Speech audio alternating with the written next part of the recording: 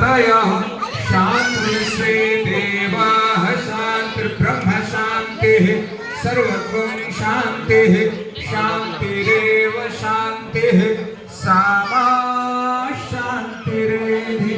ओम यतो यतः समेहसे ततो नो अभयं कुरु शन्नः कुरु प्रजाभ्यो अभयं नः पशुभ्यः सुशांतिर्भवतु सुशांतिर्भवतु सर्वाभीष्ट सुशांतिर्भवतु। इस पावन मंदिर प्रांगण में सभी लोगों के सुख शांति के लिए, आयुष्य वृद्धि के लिए, आरोग्यता प्राप्ति के लिए, सब प्रकार के अभ्युदय के लिए सर्वदेव नमस्कार करते हैं। ओम सिद्ध बुद्धि सहिताय श्रीमन महागणाधिपतये नमः। ओम लक्ष्मी नारायणाभ्याम नमः। ओम उमा महेश्वराभ्याम नमः। ओम वान हिरण्यगर्भाभ्याम नमः। ओम सति पुरंदराभ्याम नमः। माता पितृजन कमलेभ्यो नमः। कुल देवताभ्यो नमः। इष्ट देवताभ्यो नमः। ग्राम देवताभ्यो नमः। स्थान देवताभ्यो नमः। वास्तु देवताभ्यो नमः। ओम सर्वेभ्यो देवेभ्यो नमः। ओम सर्वेभ्यो ब्राह्मणेभ्यो नमः। ओम सर्वेभ्यो तीर्थेभ्यो नमः। एतत् क्रम प्रधान षष्ठी देव्यै नमः। कार्तिक शुक्ल पक्ष षष्ठी तिथि सभी महीनों में सर्वोत्तम महीना कार्तिक है और उसमें सर्वोत्तम तिथि कार्तिक शुक्ल षष्ठी है, जिसकी बड़ी महिमा है। सतयुग में सबसे पहले छठ व्रत किया सुकन्या ने और उनके पति च्यवन ऋषि के आरोग्यता प्राप्ति के लिए नाग कन्या से सुन के उन्होंने छठ व्रत की, जिनसे उनके पति आरोग्यवान हो गए। और त्रेता युग में भगवती मैथिली सीता जी ने छठ व्रत किया था, क्योंकि जब राम ने रावण का वध किया था तो ब्रह्म हत्या के पाप से मुक्ति के लिए मुद्गल ऋषि के साथ वशिष्ठ जी के कहने पर सीता जी ने छठ व्रत किया था। इसलिए आज भी सीता जी के चरणों का जो है वो छाप पड़ा हुआ है। तो सीता जी ने भी छठ व्रत को किया। महाभारत काल में सबसे पहले कर्ण ने छठ व्रत किया था। कर्ण तो नित्य ही कमर भर पानी में डूबकर और वो सूर्य को अर्घ दिया करते थे। सूर्य से उन्हें कवच कुंडल प्राप्त हुआ था और वो महायोद्धा बने थे।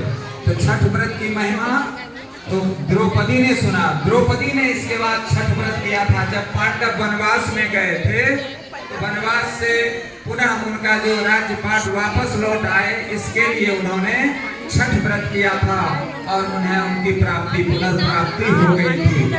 और इसके बाद छठ की परंपरा निरंतर चली आ रही है। इसमें जो प्रथम जो सबसे प्रसिद्ध कहानी है वो प्रियव्रत की है।